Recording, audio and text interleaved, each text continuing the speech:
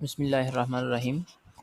ناظرین، آپ دیکھ رہے ہیں میرا یوٹیوب چینل مرزا عابد حسین آفیشیل۔ اپنے اس سیگمنٹ میں آپ کے لیے لے کے آؤں گا ڈیفرنٹ سٹوریز، جس میں ہوں گی سبق آموز باتیں۔ تو میرے ساتھ جڑے رہنے کے لیے میرے اس یوٹیوب چینل کو سبسکرائب کریں، بیل آئیکن کو دبائیں اور شیئر کریں۔ تو چلیے شروع کرتے ہیں آج کی پہلی سٹوری، جس کا ٹائٹل ہے کمزوروں کی مدد کرو۔ شہر سے دور جنگل کے ایک پیڑ پر ایک گھونسلہ تھا، جس میں ایک چڑا ان کے 3 ننھے منھے بچے رہتے تھے۔ وہ سب اپنے گھونسلے میں بہت ہوش تھے۔ جب چڑا اپنے بچوں کے لیے دانا پانی ڈھونڈنے جاتا تھا، تب چڑیا اپنے بچوں کو بہلانے کے لیے کہانی سنایا کرتی تھی کہ کیسے انہوں نے یہ گھر بنایا۔ دیکھنے والوں کے لیے تو یہ تنکوں اور گھاس پھوس کا بنا ہوا ایک گھونسلہ تھا۔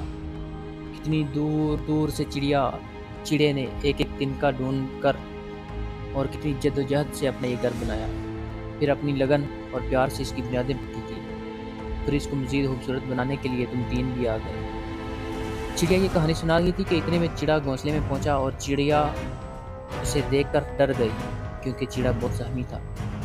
اس کی چونچ اور سر اور پروں سے خون بہہ رہا تھا، لیکن پھر بھی اس کے ہاتھ میں کھانا تھا جو وہ اپنے بیوی بچوں کے لیے لایا تھا، کیونکہ وہ رات کے بھوکے تھے۔ چڑیا نے اپنے بچوں کو دانا کھلایا، پھر چڑے کے زخم صاف کرتے ہوئے پوچھنے لگی، یہ سب کیسے ہوا؟ چڑے نے بتایا کہ میں دانا ڈھونڈ تلاش کرنے میں تھا، تو میری نظر ایک طرف کونے میں پڑے ہوئے کچھ اناج کے کچھ دانوں پر پڑی، تو میں اس میں سے اٹھانے کے لیے نیچے گیا۔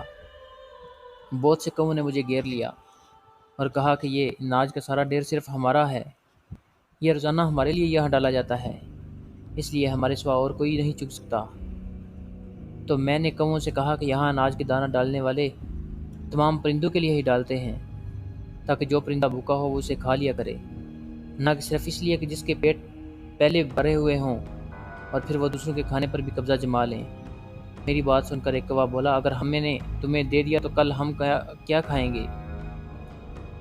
تو میں نے کہا، تم مجھے اس ڈھیر میں سے صرف چند دانے دے دو تاکہ میں اپنے بچوں کو کھلا دوں، وہ رات سے بھوکے ہیں۔ انہیں غصے میں کائیں کائیں کرتے ہوئے مجھے اپنی تیز چونچوں سے ٹھونگے مارنا شروع کر دیں اور بولے کہ یہاں سے چلے جاؤ، یہ تم نہیں لے سکتے، ہم تم سے زیادہ طاقتور ہیں۔ میں نے ان کی مار پیٹ کے باوجود کسی طرح کچھ دانے چونچ میں لیے اور وہاں سے اڑ گیا تھا۔ اتنا کہہ کر چڑا چپ ہو گیا۔ چڑیا بھی یہ بات سن کر دکھی ہو گئی اور چڑے نے اس کو تسلی دی۔ خیر وہ پھر اس جگہ کبھی دانہ ڈھونڈنے نہیں گیا، لیکن تھوڑی دنوں بعد چڑیا ویسے ہی اپنے بچوں کو کہانی سنا رہی تھی۔ اسے فکر ہوئی کہ بہت دیر ہو گئی ہے اور چڑا ابھی تک گھر نہیں لوٹا، تو اس نے سوچا شاید دانے کی تلاش میں کہیں دور نکل گیا ہو۔ لیکن اب سورج ڈھلنے لگا اور چڑے کا کوئی پتہ نہیں تھا۔ چڑیا نے سوچا کہ وہ خود اسے ڈھونڈنے جائے، پھر اس نے ایسا ہی کیا۔ جب وہ ڈھونڈنے نکلی تو اس نے ہر جگہ دیکھ لی، مگر چڑے کا کچھ معلوم نہ چلا۔ پھر اس کے ذہن میں وہ واقعہ آیا جب چڑا کووں سے زخمی ہو کے آیا تھا، تو اس نے سوچا کہ ایک دفعہ اس جگہ بھی جا کر دیکھ لے۔ جب وہ وہاں پہنچی تو وہ دیکھ کر یہ ڈر گئی کہ چڑا اسی جگہ مرا ہوا پڑا تھا اور اس کے ارد گرد بہت سے کوے بیٹھے ہوئے تھے۔ وہ سمجھ گئی کہ اس کے چڑے کے ساتھ کیا ہوا۔ وہ چڑے کے قریب جانے لگی تو کووں کو ایسا لگا کہ یہ چڑیا بھی شاید دانہ چگنے یہاں آئی ہے، اس لیے انہوں نے معصوم چڑیا پر حملہ کر دیا اور اپنی چونچ سے اسے بھی مار ڈالا۔ ادھر گھونسلے میں چڑیا کے بھوکے بچے انتظار کرتے رہے کب چڑا آئیں گے اور ان کے لیے دانہ لائیں گے، لیکن انہیں خبر ہی نہیں تھی کہ ان دونوں کے ساتھ کیا ہوا۔ چڑیا کے ننھے منھے بچے بھی اڑنا بھی نہیں جانتے تھے کہ اڑ کر کہیں سے پیٹ بھر آتے، یہاں چنانچہ وہ بھوک اور پیاس سے نڈال ہو کر مر گئے۔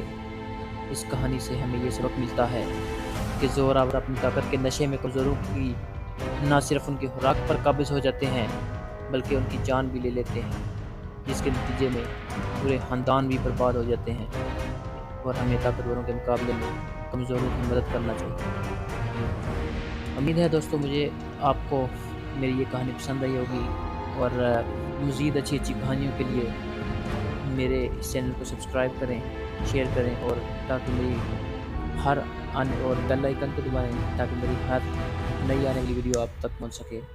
والسلام علیکم ورحمۃ اللہ وبرکاتہ۔